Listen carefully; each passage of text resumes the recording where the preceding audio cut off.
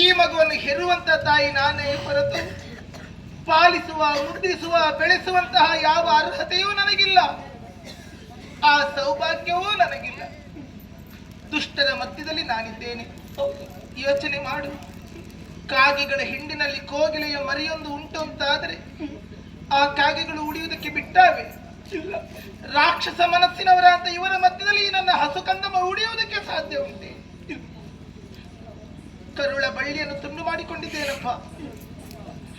ಹೊಕ್ಕುಳ ಬಳ್ಳಿಯನ್ನು ಕತ್ತರಿಸಿದ್ದೇನೆ ಈ ಮಗುವಿನ.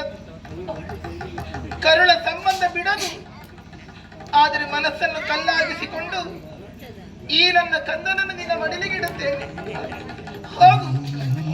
ಈ ಪ್ರಪಂಚದಲ್ಲಿ ಕರುಣೆ ಉಳ್ಳವರಿದ್ದಾರೆ, ಮಕ್ಕಳಿಲ್ಲದೆ ಇರುವ ತಂದೆ ತಾಯಿಯಂದಿರಿದ್ದಾರೆ.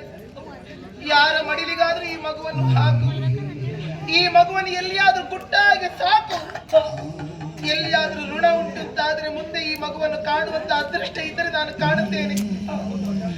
ಇದು ಆ ಹೊತ್ತು ಸೀಮಂತದ ದಿನದಲ್ಲಿ ನನ್ನವರು ನನ್ನ ಕೈಗೆ ಈ ಬಂಗಾರದ ಕಡಗವನ್ನು ತೊಡಿಸಿದ್ದರು. ಈ ಕಡಗವನ್ನು ಈ ಮಗುವಿನ ಜೊತೆಯಲ್ಲೇ ಇರಿಸುತ್ತೇನೆ. ಸೌಭಾಗ್ಯ ಇದ್ದರೆ ಮುಂದೆ ಕಾಣುತ್ತೇನೆ. ಹೆದರಬೇಡಿ ಅಮ್ಮ, ಕೊಂಡು ಹೋಗು. ಧೈರ್ಯ ತಾಳಿ. ಎಲ್ಲಾದ್ರೂ ಹೋಗಿ ಈ ಮಗುವನ್ನು ನಾನು ರಕ್ಷಿಸ್ತೇನೆ.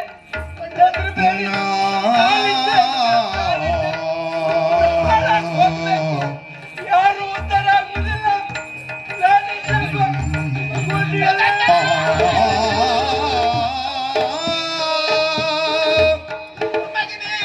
ಹೆತ್ತ ಜನನಿ ಇರಲು ಜಗದಿ ಪುತ್ರ ನೀನು ತಬ್ಬಲಿಯೇ.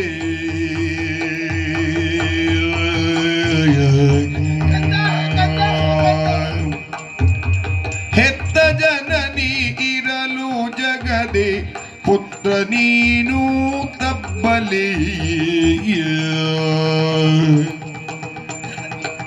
ಅತ್ತು ಅಮ್ಮ ಎನ್ನಲು. ಅತ್ತು ಅಮ್ಮ ಅಮ್ಮ ಅತ್ತು ಅಮ್ಮ ಎನ್ನಬೇಡ ಎಂದು ಮುದ್ದು ಮಾಡಲಿ. ಎಂದು ಮುದ್ದು ಮಾಡಲಿ, ಎಂದು ಮುದ್ದು ಮಾಡಲಿ. ಅಮ್ಮ ಅಮ್ಮ ಅಮ್ಮ ಅತ್ತು ಅಮ್ಮ ಎಂದು ಮುದ್ದು ಮಾಡಲಿ ಕಂದ.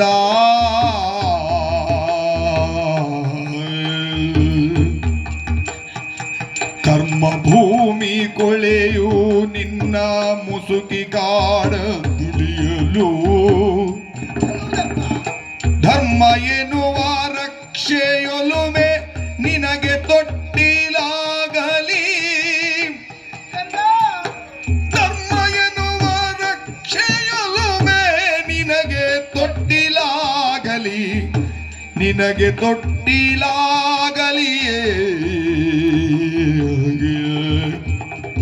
ಹೆತ್ತ ಜನನಿ ಇರಲು ಜಗದಿ ಪುತ್ರ ನೀನು ತಬ್ಬಲಿಯೇ. ಅತ್ತು ಅಮ್ಮ ಎನ್ನಬೇಡ ಎಂದು ಮುದ್ದು ಮಾಡಲಿ, ಮುದ್ದು ಮಾಡಲಿ. ಅಮ್ಮ ಎನ್ನಬೇಡ.